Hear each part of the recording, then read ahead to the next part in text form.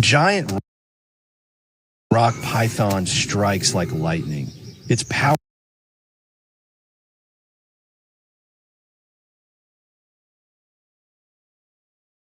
coils instantly wrapping the lion cub in a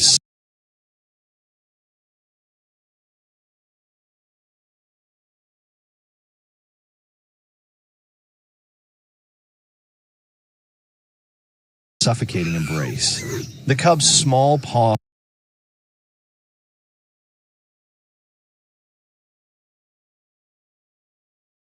scrabble uselessly against the muscular trunk of the serpent, a thick, patterned wall of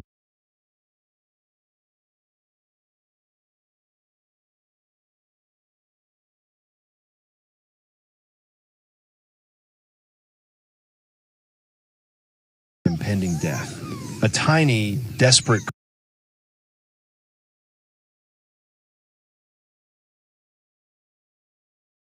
cry, almost inaudible, yet deafening to those who understand the language of panic, echoes across the clearing. Within seconds, the lion cub is hopelessly trapped, its struggles becoming weaker as the python methodically tightens its grip. The surrounding grass rustles ominously. The very air feels heavy, frozen in time.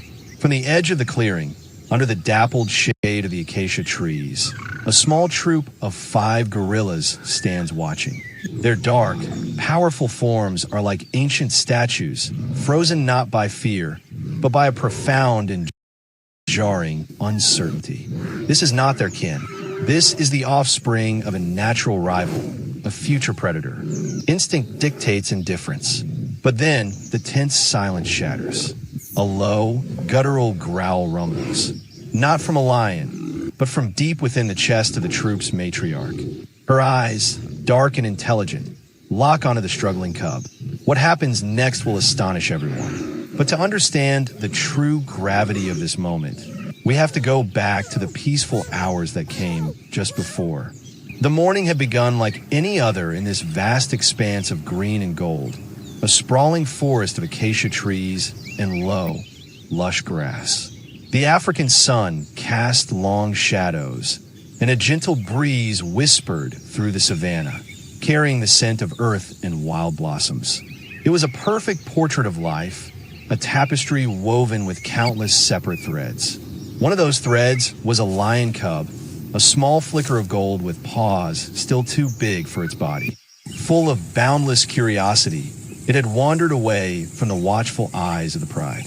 While the lionesses dozed in the shade, the lion cub was on an adventure, batting at iridescent butterflies and tumbling clumsily in the soft earth, its world a playground of new sights and smells. Not far away, another thread of life unfolded. A small, tight-knit family of 5 gorillas foraged peacefully, their existence a quiet symphony of social bonds. The immense silverback, the undisputed patriarch, sat watchfully, his presence a guarantee of safety. A younger gorilla played under the watchful eye of its mother, the wise old matriarch, while the other 2 members of the troop expertly gathered shoots and stems. Theirs was a self-contained world, governed by complex rules and a deep-seated awareness of their territory. Observing both these scenes from a respectful distance was a third thread, Caleb Vance, a dedicated American park ranger. For years, his life had been dedicated to these plains. From his dusty Jeep, he watched through his binoculars, making notes in a worn leather-bound journal. He smiled, documenting what he saw as the savanna's perfect, predictable rhythm. He noted the healthy sheen on the silverback's coat and the small family's efficient foraging. He then turned his binoculars to the lion cub, scribbling a note.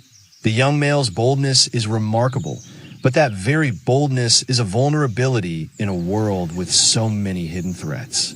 He then added a more specific, technical observation. The gorilla troop is foraging closer to the dense thicket by the riverbed today, an area known for its population of large pythons. He had no idea how prophetic those words would be. Drawn by the sweet scent of fallen fruit, the lion cub trotted gleefully toward the very thicket Caleb had noted, completely unaware that its innocent curiosity was leading it directly into a perfectly laid trap. The attack was a blur of violence that tore the morning's peace to shreds. One moment, the lion cub was sniffing curiously at a fallen mareole of fruit. The next, the world was a crushing, inescapable pressure. The python, a master of ambush, had been perfectly concealed. The cub's panicked cry was thin and sharp, a needle of sound that pierced the tranquil air.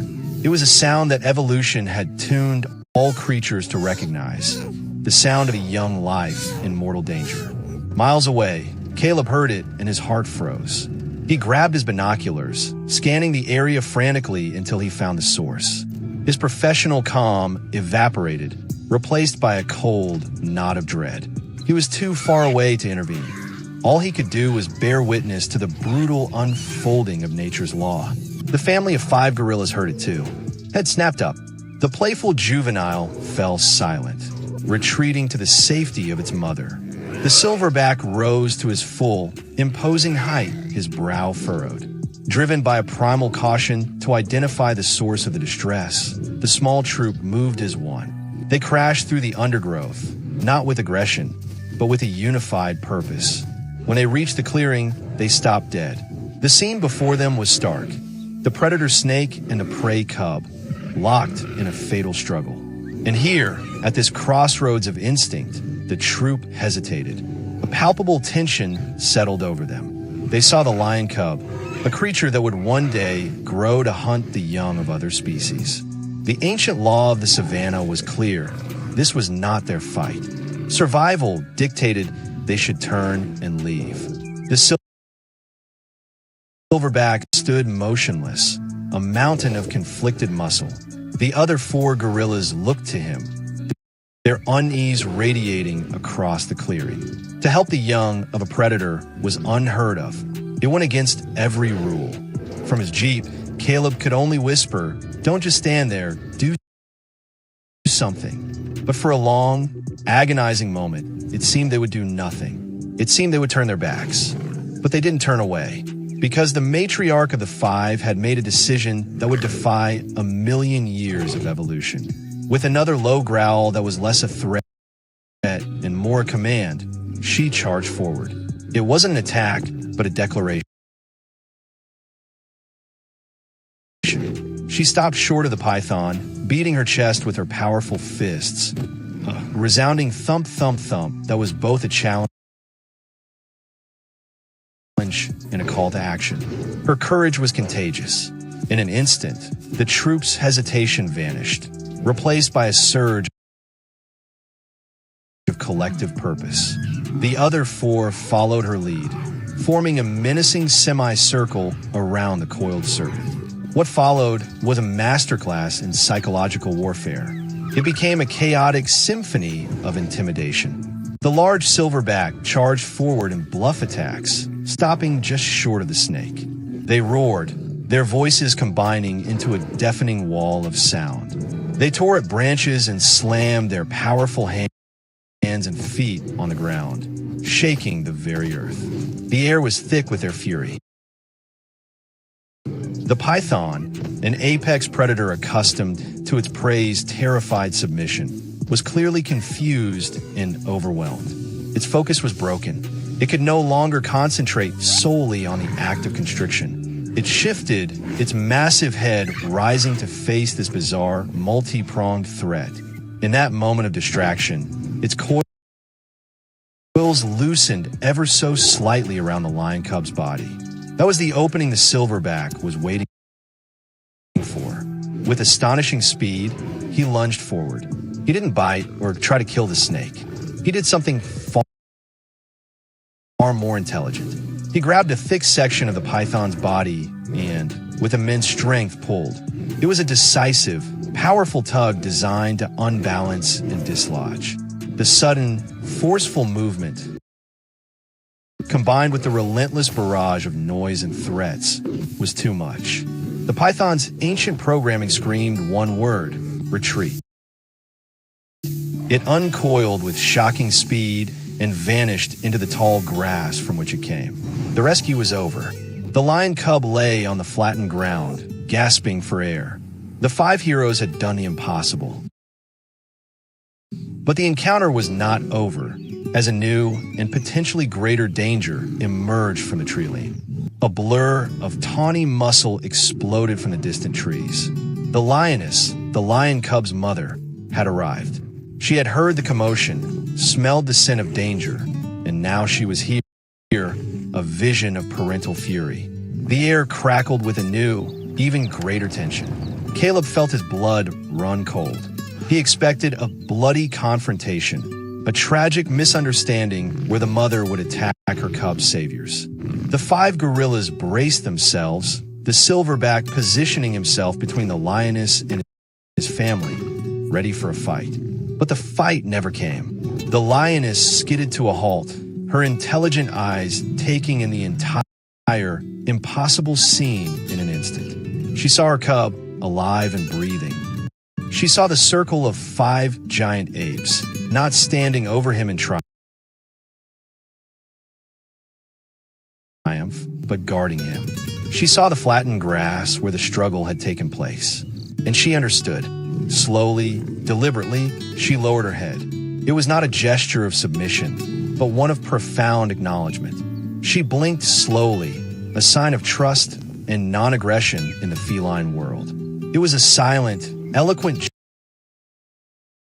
gesture that crossed the chasm between species. A thank you. The silverback watched her for a long moment, then gave a barely perceptible nod. He turned, and with a quiet grunt, led his small family away, melting back into the trees as quietly as they had arrived. The mission was complete. From his jeep, Caleb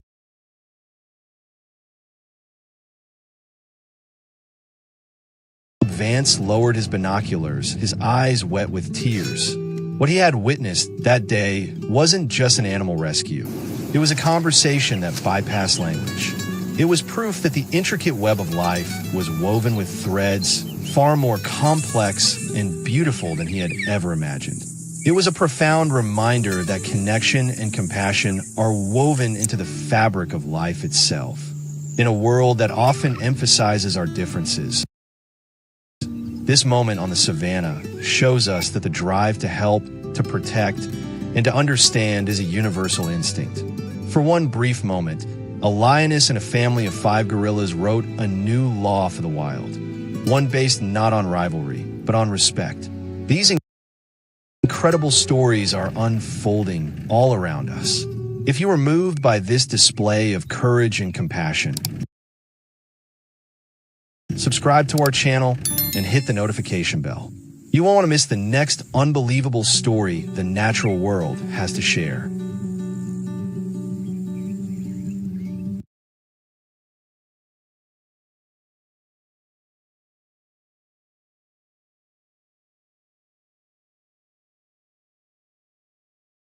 Beneath the dappled light of an acacia forest, a king was about to meet his end. The air, usually thick with the sweet scent of grass and earth, was soured by the metallic tang of blood. An old lion lay wounded, his magnificent, scarred body stretched out in the dust. His breath came in shallow, ragged gasps, each one a testament to a life of battles won and a kingdom fiercely held. But his reign was ending. A circle of spotted hyenas, their forms twitching with a manic energy, closed in around him. The cackling laughter of the pack was a death sentence written on the wind, a cruel, mocking chorus for the fallen monarch. He had been a king, but his reign was ending in dust and desperation. He closed his eyes, a flicker of defiance still burning in his amber gaze. He would not give them the satisfaction of seeing his fear. But just when all hope seemed lost, a shadow rose from the ridge. It was a silhouette of impossible size, black against the afternoon sun. Not another lion, a gorilla, a colossal silverback, whose presence here was an anomaly, a tear in the fabric of the natural world. Gorillas belonged to the dense, misty mountains, not these open woodlands. He stood there, a silent, brooding mountain of muscle and dark fur, his gaze fixed on the grim scene below. And what he did next shook even the most hardened ranger to his core. Would you risk your life to repay a debt carved in silence? To understand the courage we're witnessing, we have to go back years to a moment when a different life hung in the balance and a different choice was made. Years earlier, the savannah bowed to a different lion. He was not the broken creature in the dust, but a magnificent sovereign in his prime. His mane was a glorious corona of black and gold, and his roar was the voice of the land itself, a sound that sent tremors through the earth and scattered lesser creatures into hiding. He moved with an economy of power, each step a declaration of his absolute dominion over the sprawling grasslands. His rule was firm, but it was not needlessly cruel. He was the apex, the keystone of his world. One sweltering afternoon, while patrolling the edge of his territory where the woodlands met the plains, a strange sound caught his ear. It wasn't the cry of prey or the challenge of a rival. It was a high-pitched, desperate whimper, thin and terrified.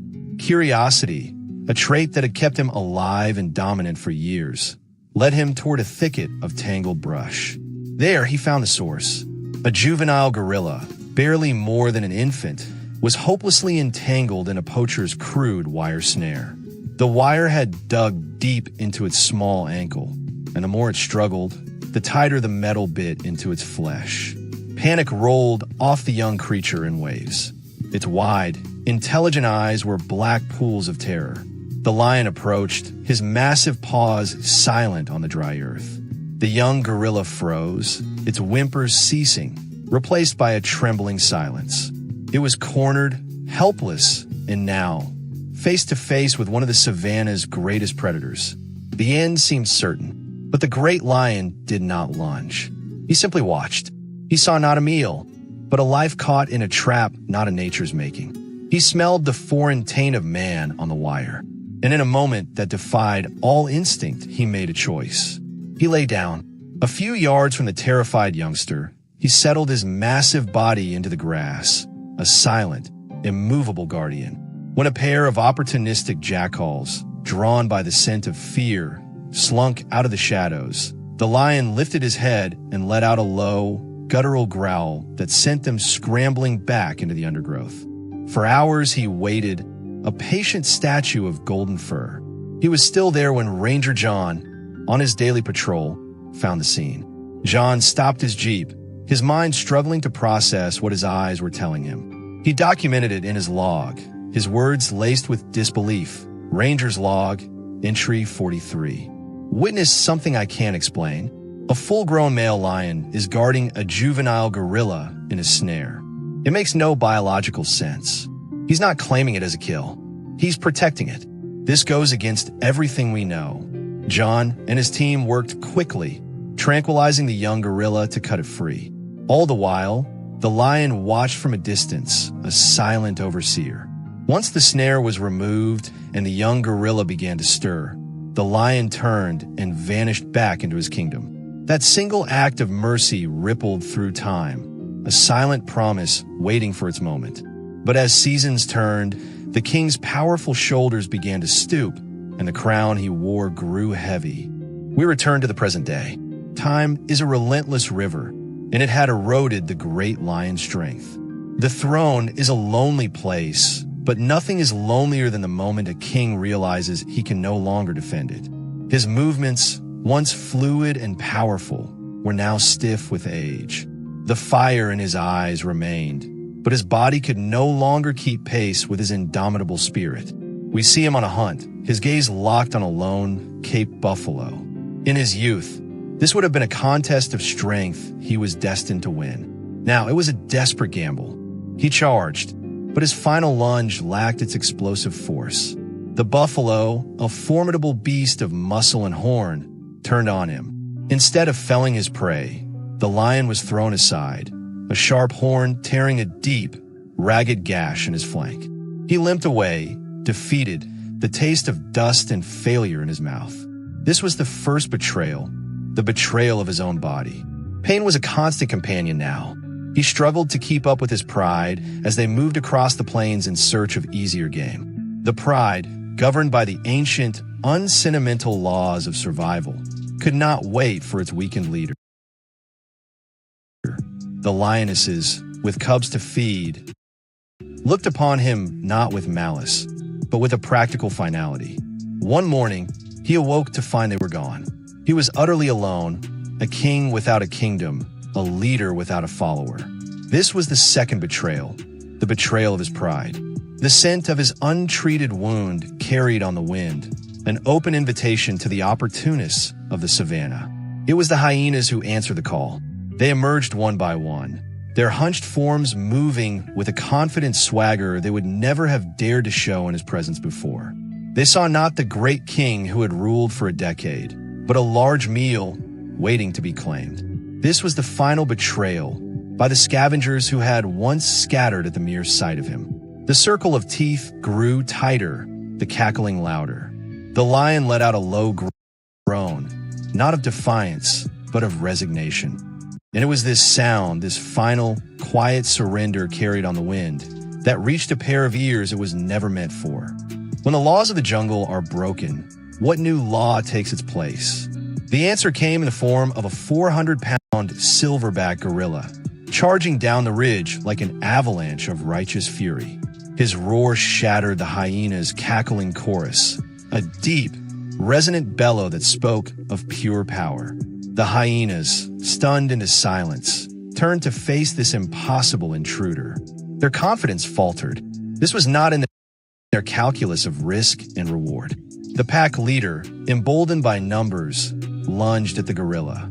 It was a fatal miscalculation. The silverback met the attack not with teeth and claws, but with brute strength.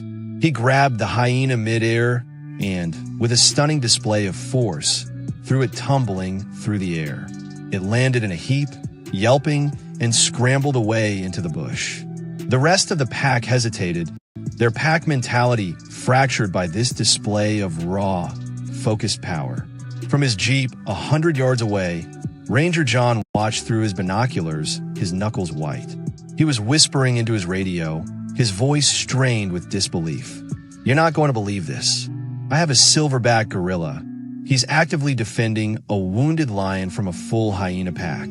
I repeat, he's defending the lion." This was the information gap, the mystery at the heart of the scene. John knew that gorillas are herbivores, territorial but rarely aggressive without provocation. He knew that lions and gorillas are,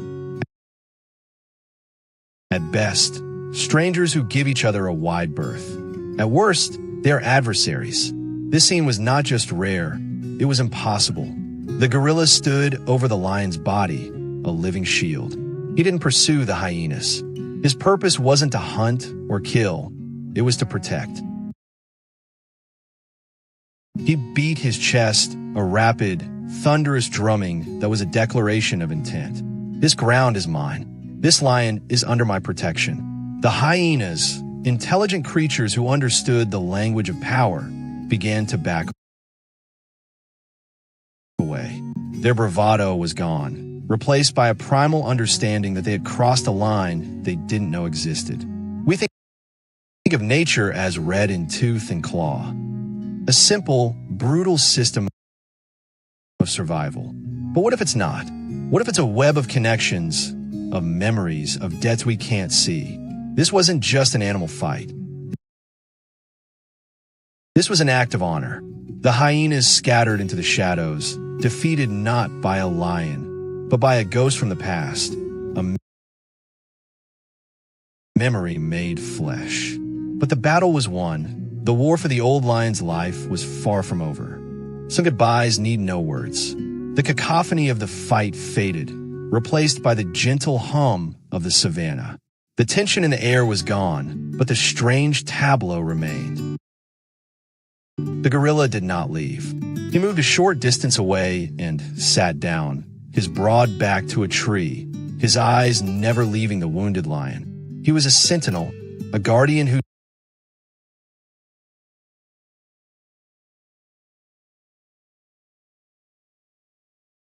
duty was not yet done. The old lion, breathing weakly, lifted his head and looked at his savior, a flicker of dawning understanding in his weary eyes. It was into this sacred silence that Ranger John cautiously approached. He left his jeep behind, moving slowly on foot, his medical kit held out in a non-threatening gesture. Every instinct told him this was reckless, but his heart told him he had to. As he got closer, the silverback tensed. He rose to his full, intimidating height, but he did not roar. He simply watched the man. John stopped, meeting the gorilla's deep, intelligent gaze. In that moment, a silent negotiation took place. "I am here to help," John's posture seemed to say. The gorilla seemed to understand. He took a step back, a clear signal of permission. John knelt beside the lion, his hands moving with practiced efficiency. He cleaned the gash, applied antiseptic, and administered a shot of long-lasting antibiotics.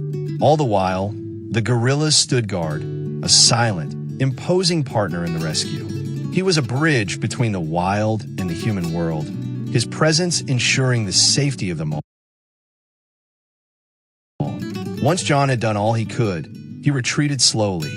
The gorilla watched him go, then turned his attention back to the lion, who was now resting more peacefully.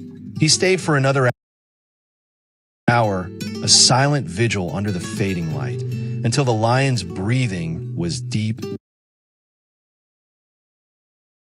and steady.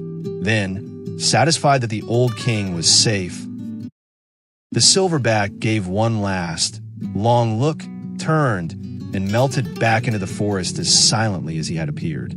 The ranger later found 2 sets of tracks leading away from that spot, those of a recovering lion and those of a gorilla. Side by side for just a little while. This wasn't about animal behavior. It was about character.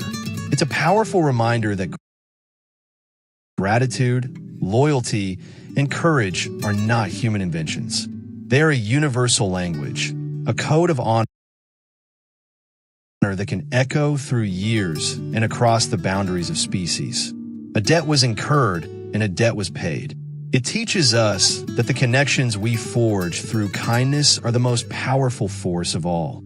Stories like this are everywhere in our world, hidden in plain sight. They remind us to look closer, to believe in the connections we can't always see. If you believe that kindness is a language we all share, subscribe and join our community. We'll be sharing more stories that reveal the hidden heart of the wild every week. Click here to watch our next video on the surprising friendships of the animal kingdom.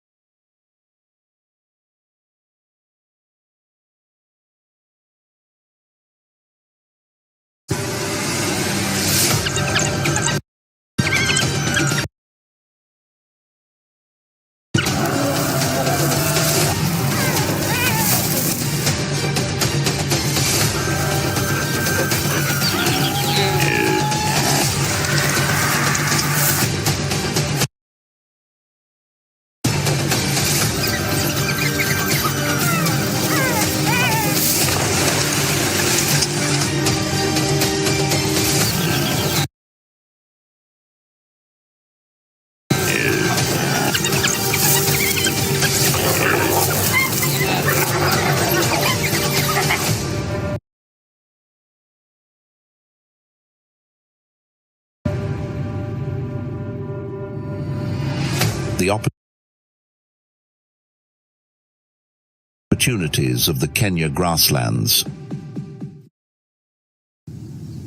As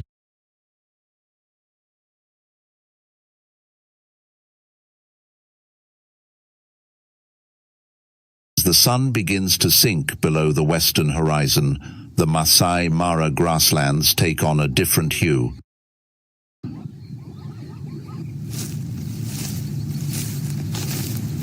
No more harsh light filtering through the dust clouds, No more intense chases between cheetahs and antelopes.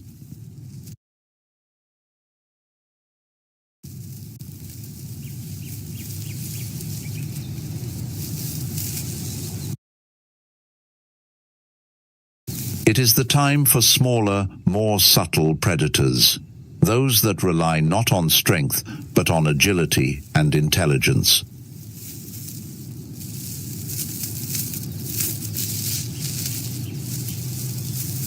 And one such species is the black-backed jackal.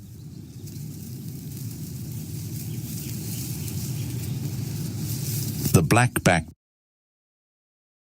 jackal is a carnivore in the family Canidae, widely distributed across eastern and southern Africa.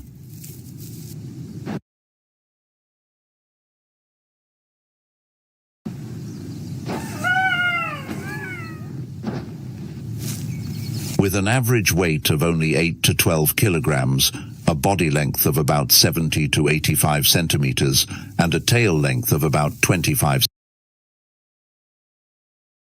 centimeters, they are much smaller than other prominent predators such as lions, hyenas, and cheetahs.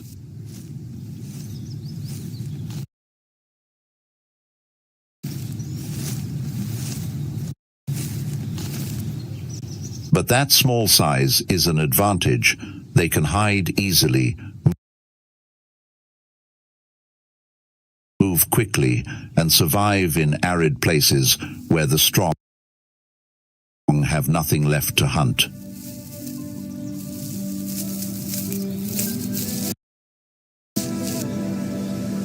The biggest feature in the morphology of this species is the black strip of hair running along the back, standing out against the pale yellow background of the whole body.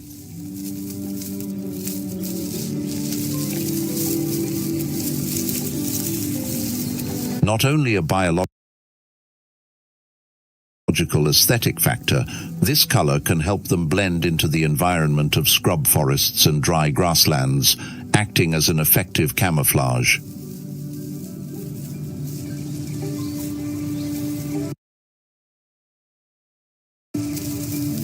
The black-backed jackal's sensory system is extremely developed.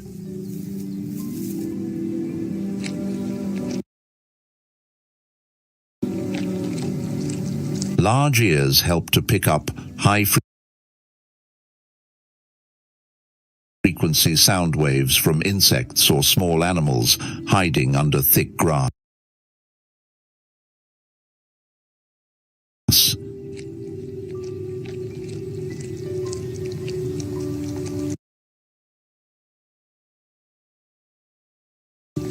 Their eyes are able to adapt to low light, optimal for their active lifestyle at dusk and dawn.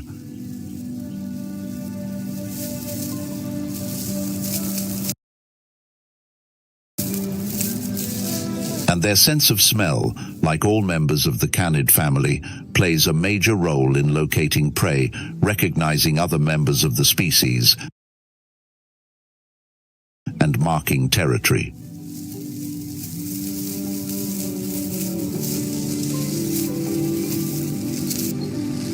One of the outstanding social characteristics of the black-backed jackal is its lifelong pair life model.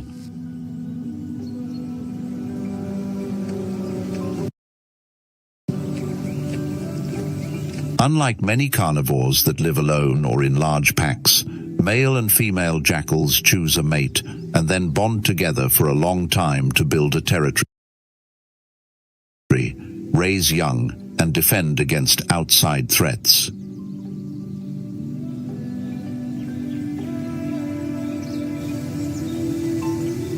A pair of jackals' territory can be anywhere from 2 to 6 square kilometers, marked with urine and feces, and heavily defended through vocalizations and threatening behavior.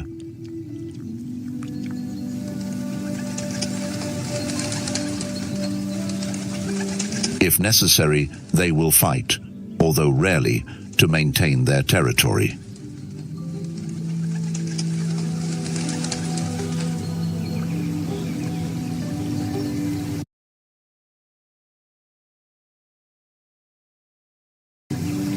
When the breeding season arrives, usually at the end of the dry season, the female will dig a burrow or take advantage of abandoned rock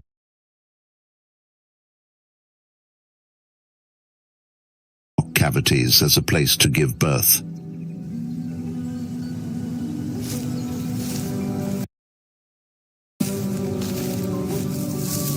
A litter of 3 to 6 pups averages 9 to 10 days, and they start eating solid prey after about 3 to 4 weeks.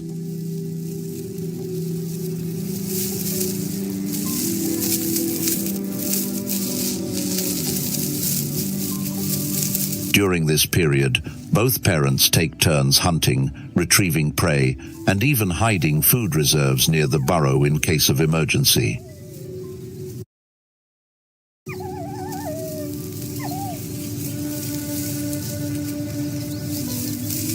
Interestingly, the young from the previous litter do not leave immediately, but stay behind to help care for the younger ones.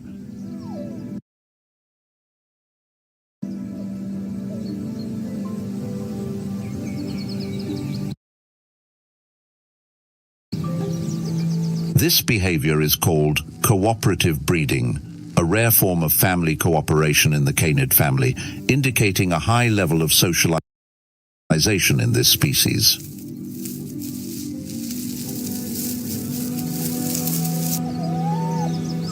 The black-backed jackal is not a specialized predator.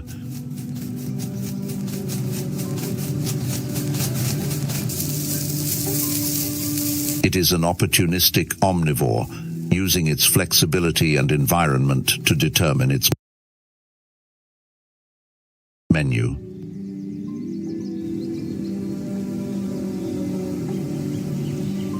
During the dry season, it mainly eats mice, bush rabbits, ground birds, insects, reptiles, and even fallen fruit and carrion.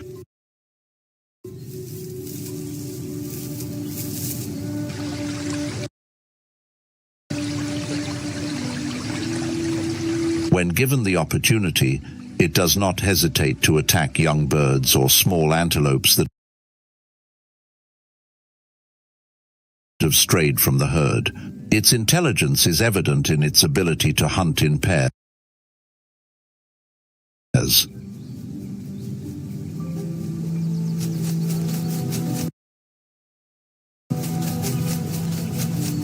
In large hunts, such as taking a young gazelle, one animal will act as a warning and chase, forcing the prey to run in a calculated direction where the other is lying in wait.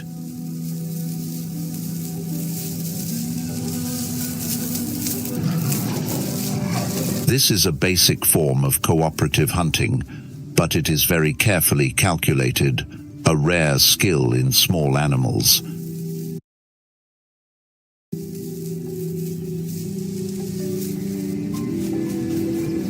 They also regularly keep an eye out for larger predators, especially cheetahs and hyenas.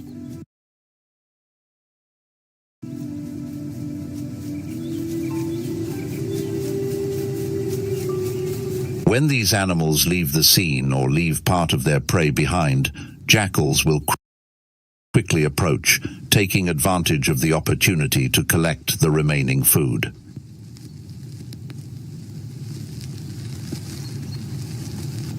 In some cases, they will even threaten or feign attack to distract them,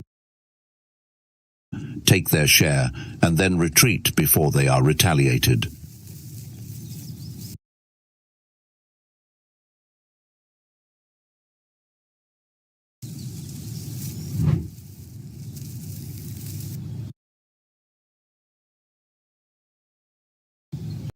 Late afternoon covers the Masai Mara grasslands like a heavy silken scarf.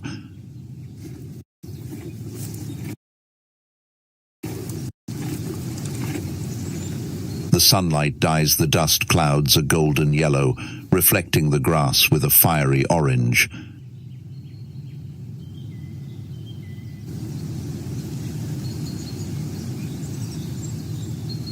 In the distance, the insects of the rainy season begin to chirp among the lush green acacia bushes.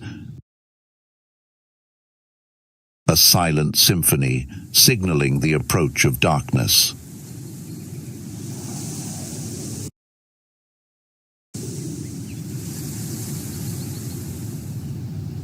On a high mound, hidden in the arid valley, is a family of 3 leopard cubs, now nearly grown.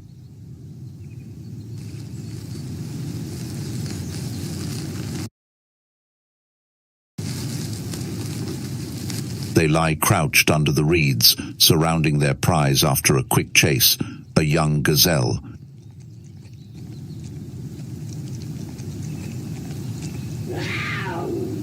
The hunt was successful thanks to the strategy of dividing the pack and their own speed.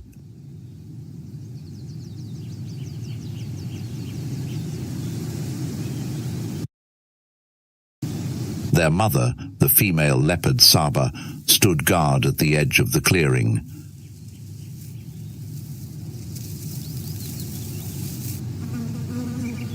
Her sharp eyes never left the shifting shadows under the trees.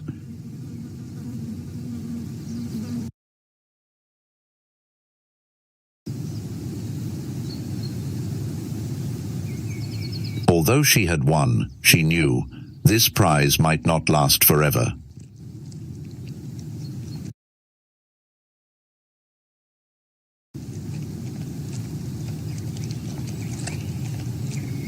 From the east, 4 slender silhouettes moved quickly across the edge of the grass.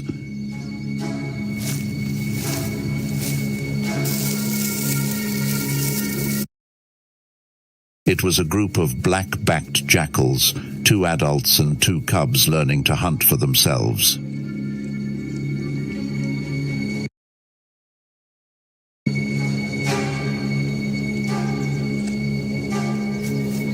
Not a sound, not a bark, just a flash of light and a movement as soft as the wind between the rocks.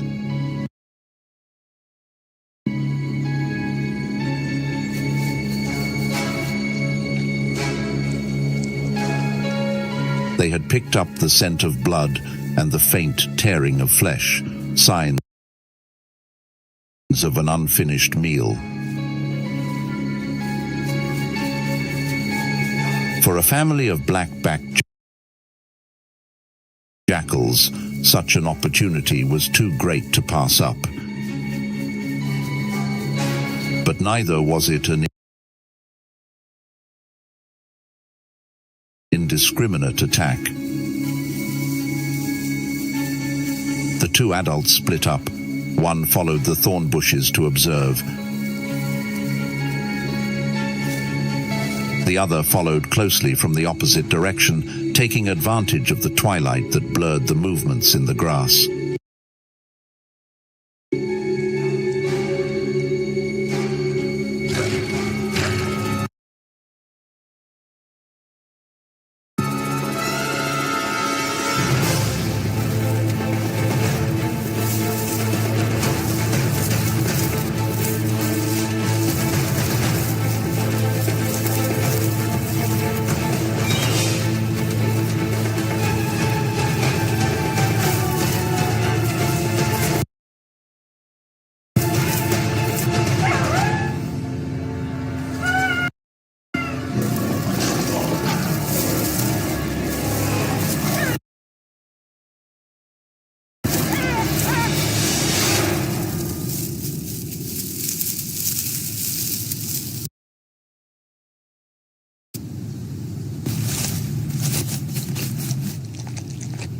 In a flash, the jackals have taken most of the remaining meat, dragging it into the bush, leaving the cubs standing silently watching.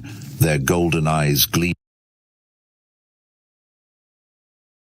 in the twilight, a mixture of curiosity and youthful anger.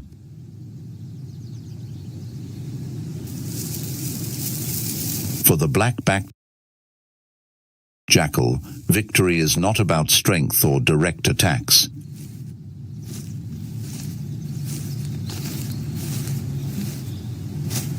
Their victories come from patience, coordination, understanding their opponents, and exploiting every loophole in nature's biological rhythms.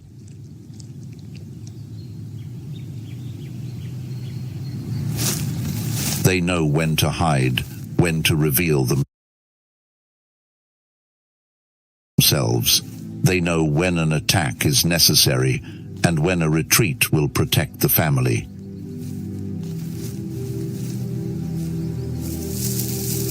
In a life on the savannah, where speed, strength, and presence are often celebrated, the black-backed jackal lives the opposite way.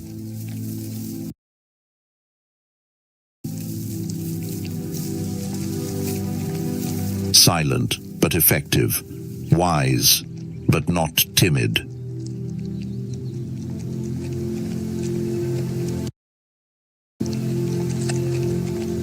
As the sun finally sets behind the hills, the savannah is a silent purple.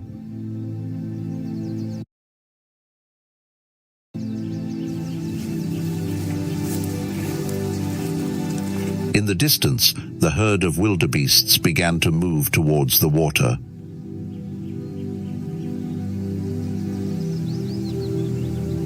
The cubs licked the blood from their muzzles, looking up at their mother, learning another lesson that was not in their instincts, about the limits of strength.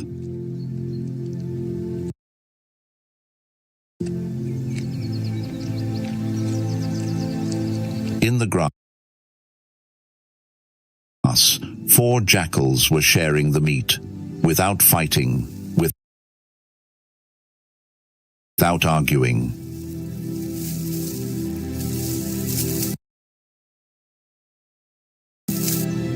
It was a reward not only for courage, but also for patience and strategy.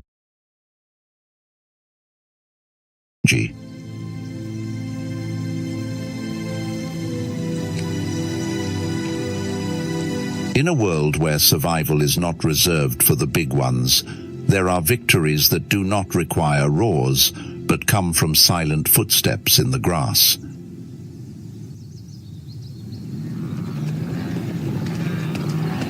The Masai Mara grasslands, a vast and legendary land of Kenya, where natural spectacles are majestic and dramatic.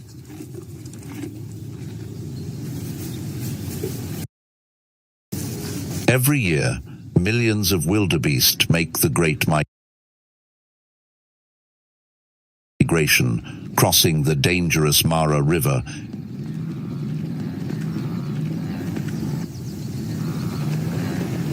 in search of new pastures. This journey is not only a survival challenge for the wildebeest, but also opens up a sumptuous feast for predators and scavengers.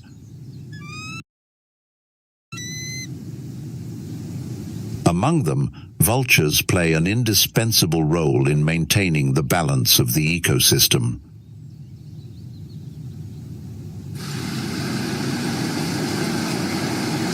As herds of wildebeest rush across the Mara River, many unlucky animals die, their bodies floating on the water or washing up on the shore.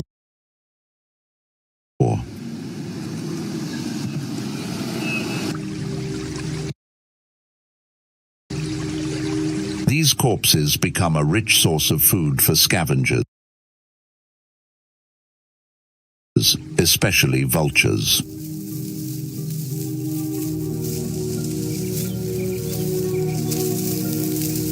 With their sharp eyesight, vultures can detect carcasses from a distance and quickly fly in to take advantage of this food source.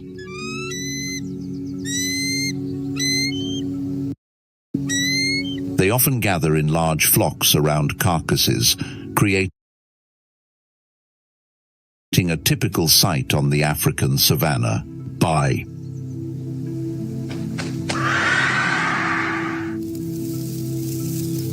the biological characteristics of vultures allow them to adapt perfectly to the role of natural cleaners.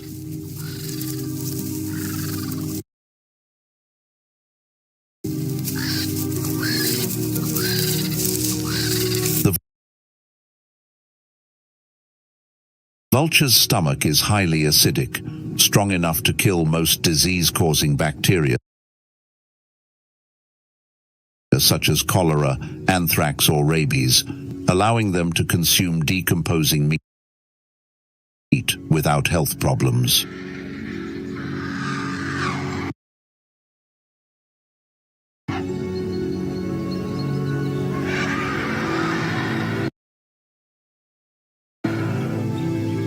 In addition, the vulture's naked head and neck help prevent bacteria and food particles from sticking to its feathers, keeping its body clean after eating.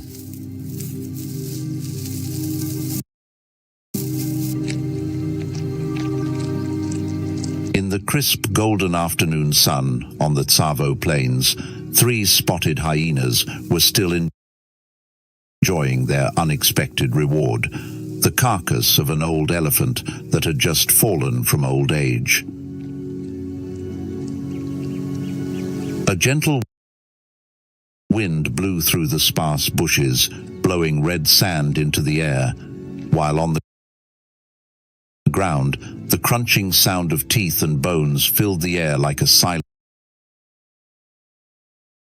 song of survival.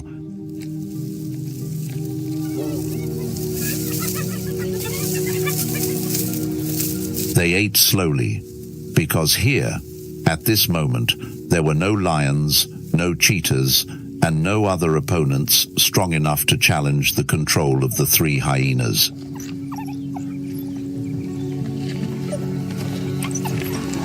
The oldest female, her fur mottled with scars from previous battles, was sinking her teeth into the elephant's thigh, while the 2 younger ones shared the soft belly and front shoulders.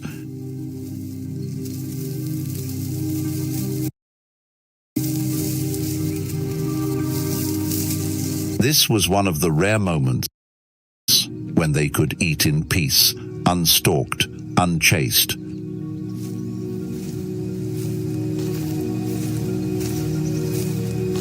But then the sky began to change.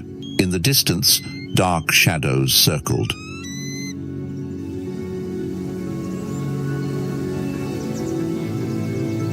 First just a few, then dozens. Wings spread wide, a wheezing sound drifted down from the air.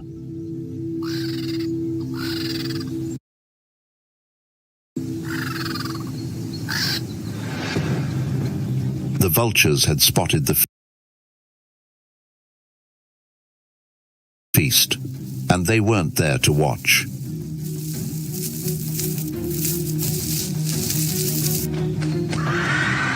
Within minutes, the ground around the elephant carcass was a black, undulating patch of ground dotted with dozens of white-backed vultures, Ruppel's vultures, and even a few large bald vultures.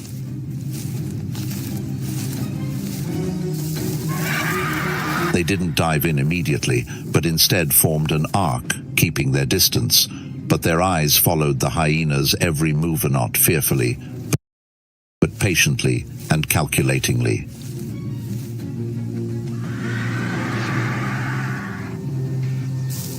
A young hyena spotted them and snarled, darting in pursuit of a group of vultures that had just landed.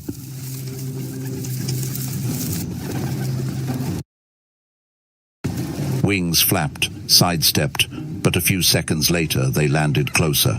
The experienced birds knew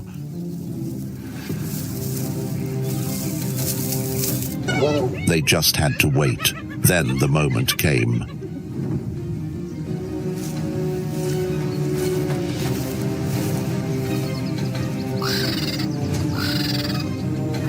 As one of the three hyenas left his meal to rest in the bushes nearby, an old vulture swooped down on the elephant's torn belly.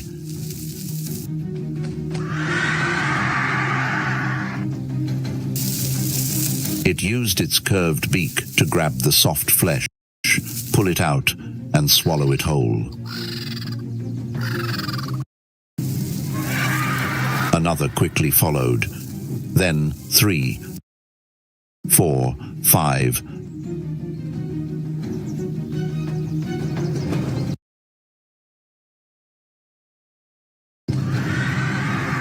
A wave of birds swept across the land, jostling, screaming, flapping their wings in chaos.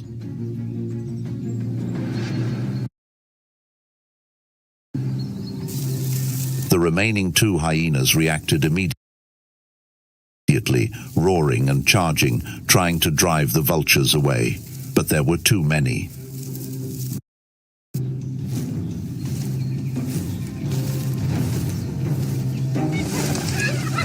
Each was surrounded by vultures from all sides, their wings fanning the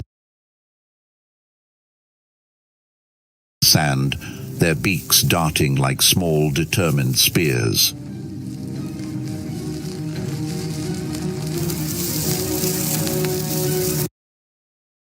One hyena was pecked in the leg, startled and retreating.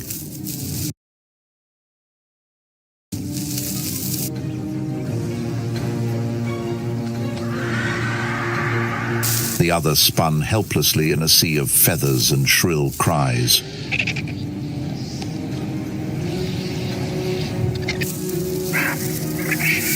Minutes later, the order was reversed.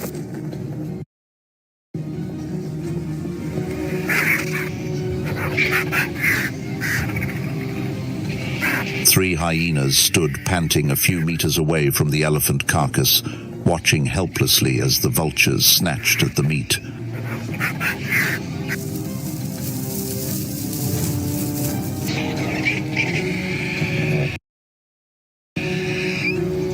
The air was filled with dust and flying feathers, as if a small storm had just passed.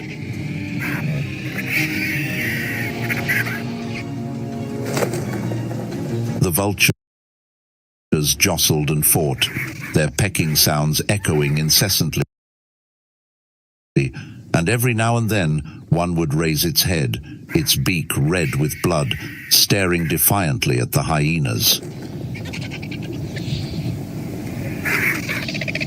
Today, they did not win.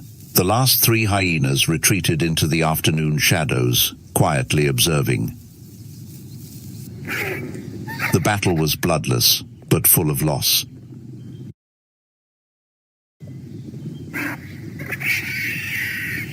It was an old lesson in the Kenyan grasslands, where no one can keep their food forever.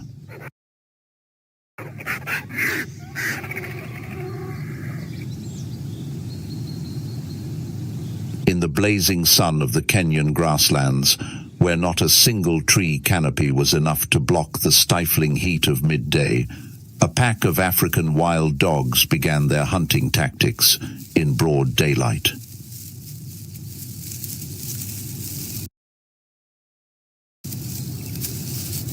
While most other predators, such as lions and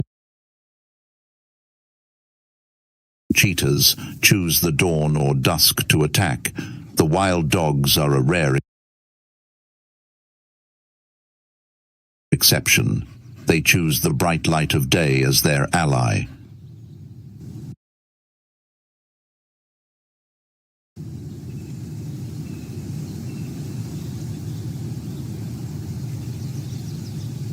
Each individual, with its mottled coat like patches of oil paint, moves silently through the tall grass.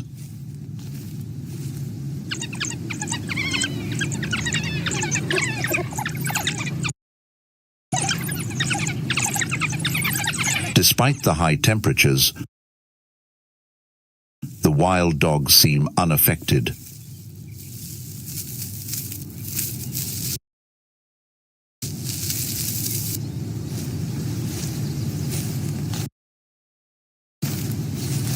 Their superior circulatory system and ability to dissipate heat, thanks to their large ears and efficient heat exchange rate, allow them to remain resilient in conditions where other species retreat to the shade.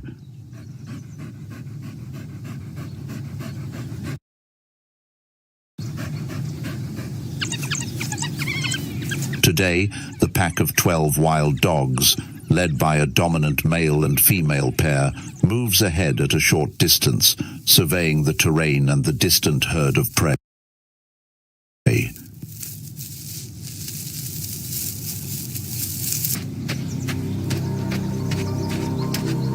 They have spotted their target, a small herd of gazelle resting near a clump of low bushes.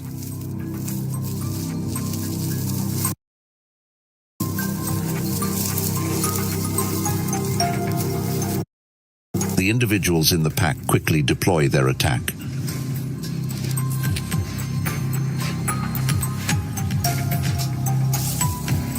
There are no roars, no signs of haste, just soft steps and calculating eyes.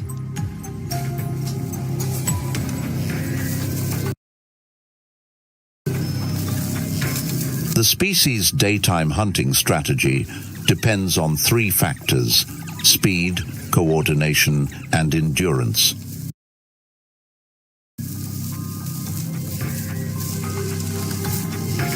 Unlike cheetahs,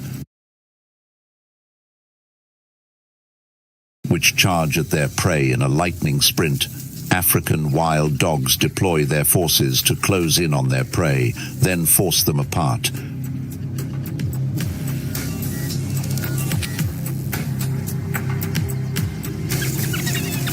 They do not need absolute surprise, but rather endurance and organization. The first 3 wild dogs approach from the windward side to avoid detection.